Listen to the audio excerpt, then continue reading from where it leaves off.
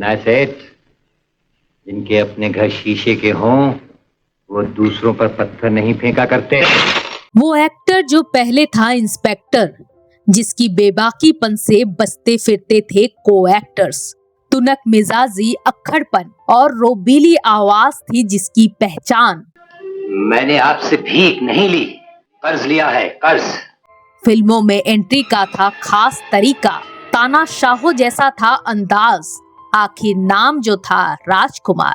जी हाँ, हम बात कर रहे हैं अपने दौर के सुपरस्टार राजकुमार की, जिनकी फिल्मों के डायलॉग्स पर सिनेमा हॉल में तालियों की गड़गड़ाहट और सीटियों की गूंज उठ जाती थी, चाहे ये हीरोइन के हुस्न की तारीफ करे। आपके पाँव देखे बहुत हसीन है, इन्हें जमीन पर मत उतारिएगा, मैले हो जाएंगे। या गुंडों को धमकी दे, हम आंखों से सुरमा नहीं चुराते, हम आंखें ही चुरा लेते हैं।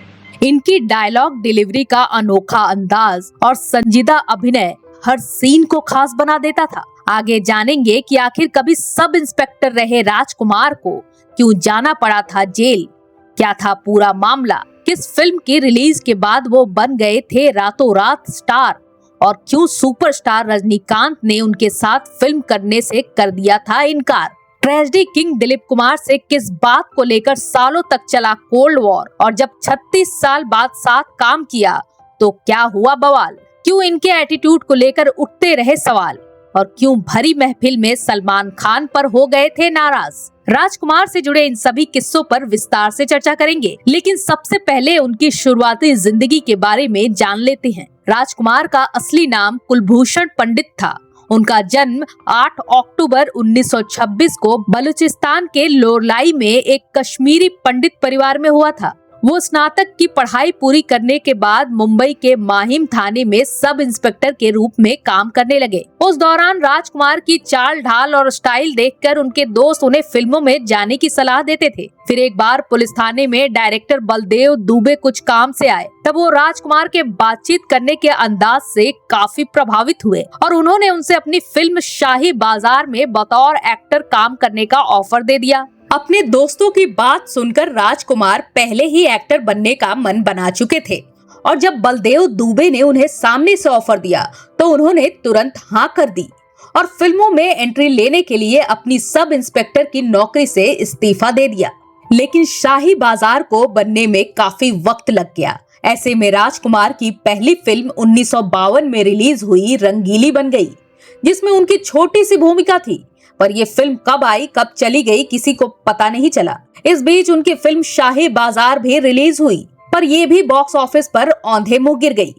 स्ट्रगल का ये टाइम पीरियड 1956 तक चलता रहा। इस बीच उन्होंने अनमोल, नीलमणि, अवसर और घमंड समेत कई फिल्मों में काम किया, पर ये फिल्में भी नहीं चली और राजकुमार स्ट्रगल करते रहे।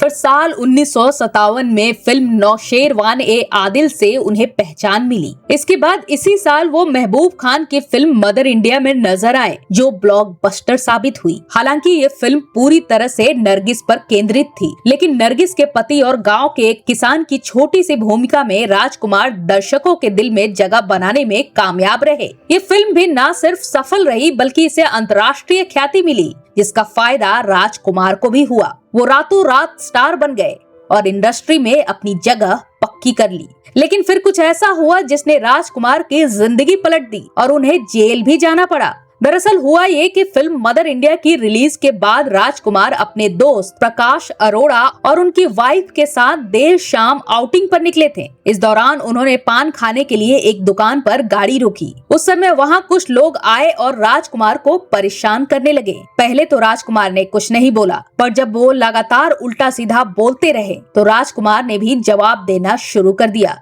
फिर बात इतनी बढ़ गई कि देखते ही देखते जुबानी जंग हाथापाई में बदल गई और मारपीट के दौरान एक व्यक्ति की मौत हो गई। तब इसी मामले में राजकुमार को गिरफ्तार किया गया। करीब 1 साल तक ये केस चलता रहा और फिर आखिरकार राजकुमार इस मामले में बाइज्जत बरी हुए।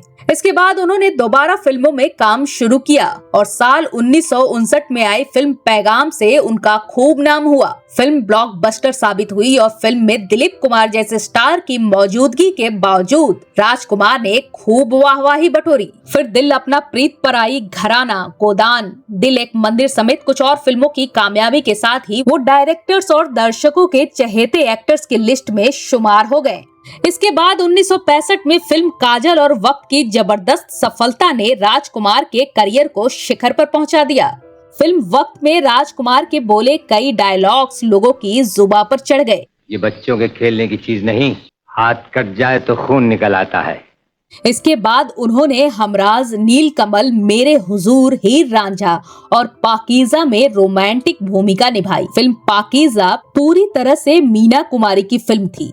इसके बावजूद राजकुमार ने अपने संजीदा अभिनय और दमदार डायलॉग से दर्शकों का दिल जीत लिया। हालांकि पर्दे पर राजकुमार की एक्टिंग स्टाइल और डायलॉग डिलीवरी जितनी शानदार थी, उतने ही इंटरेस्टिंग उनके लाइफ के किस्से भी हैं। वो अपनी बेबाकी और मुंहफट स्वभाव के लिए फेमस थे। कहा जाता है कि उन्होंने डायरेक्टर प्रकाश मेहरा की फिल्म जंजीर को सिर्फ इसलिए रिजेक्ट कर दिया क्योंकि उन्हें चमेली के तेल की महक पसंद नहीं थी। दरअसल जब प्रकाश मेहरा जंजीर की स्क्रिप्ट लेकर राजकुमार के पास गए थे तो एक्टर ने पूरा नरेशन सुना और वो फिल्म में काम करने को राजी भी हो गए। लेकिन फिर अचानक फिल्म रिजेक्ट करते हुए प्रकाश मेहरा से कहा कि स्क्रिप्ट तो अच्छी है, पर आपने बालों में जो तेल लगाया है उसकी महक मुझे बर्दाश्त नहीं, इसलिए मैं ये फिल्म नहीं कर सकता। मीडिया रिपोर्ट्स के मुताबिक राजकुमार ने निर्देशक रामानंद सागर के साथ भी कुछ ऐसा ही किया था। जब रामानंद सागर फिल्म आंखें की स्क्रिप्ट सुनाने राजकुमार के घर पहुँचे तो राजकुमार ने स्क्रिप्ट सुनी पर उन्हें कहानी पसंद नहीं आई। तो उन्होंने अपने पालतू कुत्ते को बुलाकर पूछा कि क्या वो ये फिल्म करेगा, और फिर उन्होंने रामानंद सागर से कहा कि ये फिल्म तो मेरा कुत्ता भी नहीं करेगा। कहा जाता है कि इसके बाद रामानंद सागर ने कसम खा ली कि वो कभी राजकुमार के साथ काम नहीं करेंगे।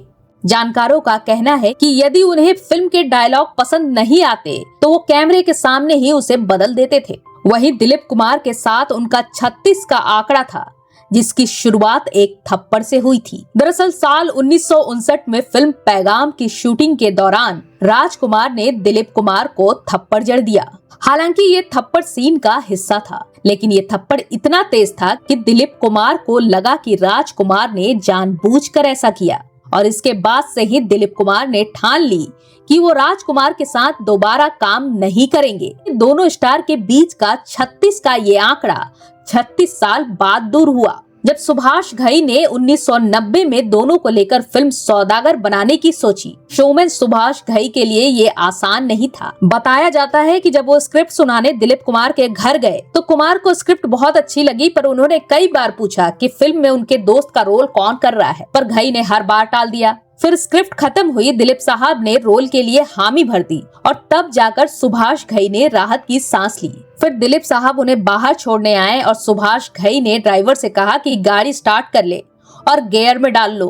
फिर गाड़ी में बैठकर उन्होंने दिलीप कुमार से कहा कि वो दूसरे किरदार में राजकुमार को लेने वाले हैं। इससे पहले कि दिलीप साहब कुछ कहते वो गाड़ी आगे बढ़ा चुके थे। उन्हें इस बात की उम्मीद थी कि दिलीप साहब ने रोल के लिए हाँ कर दी है तो वो पीछे नहीं हटेंगे। फिर भी वो कुछ दिनों तक दिलीप कुमार के सामने आने से बचते रहे। अब बारी थी राजकुमार की हामी की, तो उनके घर भी सुभाष घई स्क्रिप्ट सुनाने गए। राजकुमार को भी कहानी अच्छी लगी और उन्होंने हाँ भी कर दी, लेकिन उनका भी यही सवाल था कि दूसरे दोस्त का रोल कौन कर रहा है, जिस पर सुभाष घई ने हिचकते हुए कहा कि फिलहाल कुछ तय नहीं है, लेकिन दिलीप कुमार के नाम पर चर्चा हो रही है। इसके साथ ही घई को लगा कि अब राजकुमार उन पर बरस पड़ेंगे, लेकिन हुआ इसके उलट। राजकुमार ने कहा कि जानी हमारे बाद अगर किसी को हम एक्टर मानते हैं तो वो है दिलीप कुमार। और इस तरह 36 साल बाद फिल्म सौदागर में दिलीप कुमार और राजकुमार एक बार फिर साथ नजर आए। हालांकि सेट पर भी दोनों के बीच कोई खास बातचीत नहीं थी, लेकिन सुभाष घई ने सब संभाल लिया। साल 1991 में फिल्म सौदागर रिलीज हुई और दोनों की जोड़ी को खूब पसंद किया गया। 1993 में रिलीज हुई फिल्म तिरंगा को लेकर भी कुछ ऐसा ही किस्सा है। फिल्म के डायरेक्टर और राजकुमार के अच्छे दोस्त रहे मेहुल कुमार ने बताया था कि इंस्पेक्टर शिवाजी राव वागले के रोल के लिए पहले वो नसीरुद्दीन शाह के पास गए थे, पर उन्होंने कहा कि मेहुल भाई आपके साथ मुझे कोई प्रॉब्लम नहीं है, लेकिन राज साहब के साथ तो काम करने से रहा। फिर मेहुल कुमार रजनीकांत के पास गए, उन्हें ये रोल काफी अच्छा लगा, पर रजनीकांत ने भी ये कहते हुए मना कर दिया कि मेहुल जी, राज साहब के साथ कैसे काम कर पाऊंगा, कुछ सेट पर प्रॉब्लम हो गई तब क्या करूंगा। इसके बाद मेहुल ने नाना पाटेकर से बात की, पर उन्होंने भी पहले ये कहते हुए मना कर दिया कि वो कमर्शियल फिल्में नहीं करते, पर काफी समझाने के बाद वो मान गए, लेकिन ये शर्त रख दी कि अगर सेट पर राजकुमार ने उनके काम में इंटरफेयर किया तो वो सेट छोड़कर चले जाएंगे।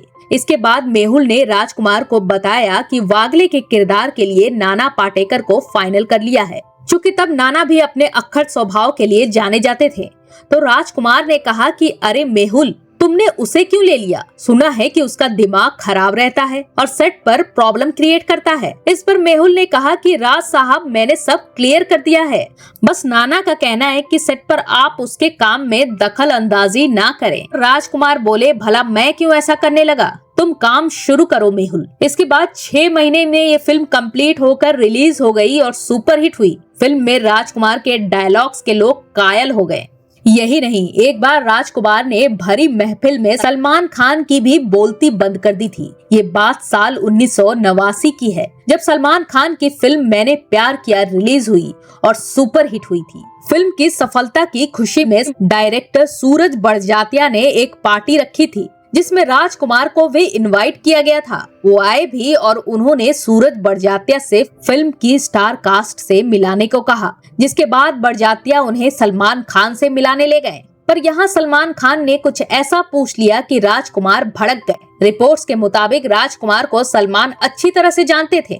इसके बावजूद कामयाबी और शराब के नशे में चूर सलमान खान ने राजकुमार से पूछ लिया कि आप कौन हैं। ये सुनते ही राजकुमार भड़क गए और उन्होंने कहा कि बेटा, जाकर अपने पिता सलीम खान से पूछना मैं कौन हूँ, और पार्टी छोड़कर चले गए। बाद में सलमान खान को अपनी गलती का एहसास हुआ और फिर वो जब भी राजकुमार से मिलते तो बड़े अदब से पेश आते थे। राजकुमार ने 90 के दशक में ही सौदागर और तिरंगा जैसे फिल्में दी, पर इस दौर में उन्होंने फिल्मों में काम करना काफी कम कर दिया था, लेकिन वो आखिर तक फिल्मों में सक्रिय रहे। तिरंगा के बाद राजकुमार ने बेताज बादशाह समेत कुछ और फिल्मों में काम किया और साल 1995 में उनकी आखिरी फिल्म गॉड एंड गन आई और करीब 1 साल बाद जुलाई 1996 में उन्होंने इस दुनिया को अलविदा कह दिया। राजकुमार की लव लाइफ की बात करें तो इंडस्ट्री में उन्हें 2 बार प्यार हुआ, हेमा मालिनी और मीना कुमारी से, लेकिन दोनों बार उनका प्यार एक तरफा रहा।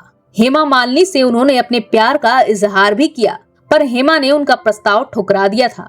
जबकि पाकीज़ा समेत कई फिल्मों में साथ काम कर चुकी एक्ट्रेस मीना कुमारी पर भी राजकुमार का दिल आया था। राजकुमार उन्हें बहुत पसंद करते थे, पर मीना कुमारी पहले से मैरिड थी, इसलिए यहाँ भी उनका प्यार एक तरफा और अधूरा ही रह गया। फिर राजकुमार का दिल आसमान में मिली एक हुस्न परी पर आ गया, जो एक एयर होस्टेस थी और नाम था जेनिफर। राजकुमार से उनकी पहली मुलाकात फ्लाइट में ही हुई थी, जहां से प्यार की शुरुआत हुई और दोनों ने शादी कर ली। जेनिफर ने राजकुमार से शादी के लिए हिंदी रीति रिवाजों के अनुसार अपना नाम बदलकर गायत्री पंडित कर लिया था। दोनों के 3 बच्चे हुए, पुरु राजकुमार, पाड़ेनी राजकुमार और बेटी वास्तविकता पंडित। अपने आखिरी वक्त तक राजकुमार इस शादी में रहे और फिर 3 जुलाई 1996 में उन्होंने ये दुनिया छोड़ दी। गले के कैंसर की वजह से उनका निधन हुआ। राजकुमार के साथ 3 फिल्मों में काम कर चुके एक्टर मुकेश खन्ना ने एक इंटरव्यू में बताया था कि राजकुमार ने फिल्म इंडस्ट्री से अपने कैंसर की बात छिपा कर रखी थी। वो चाहते थे कि उनकी मौत की खबर भी लोगों को उनके अंतिम संस्कार के बाद ही मिले। खन्ना ने बताया कि राजकुमार की वाइफ ने मुझे उनकी डेथ के बाद बताया कि वो चाहते थे कि उनकी मौत की खबर किसी को न लगे और इसीलिए अपनी पूरी जिंदगी बड़े रौब से जीने वाले राजकुमार की अंतिम विदाई खामोशी के साथ हुई। इस वीडियो में फिलहाल इतना ही। ऐसे और दिलचस्प किस्सों के लिए हमारे चैनल बॉलीवुड के किस्से को सब्सक्राइब करें। वीडियो अच्छा लगा हो तो लाइक और शेयर कर दें। शुक्रिया।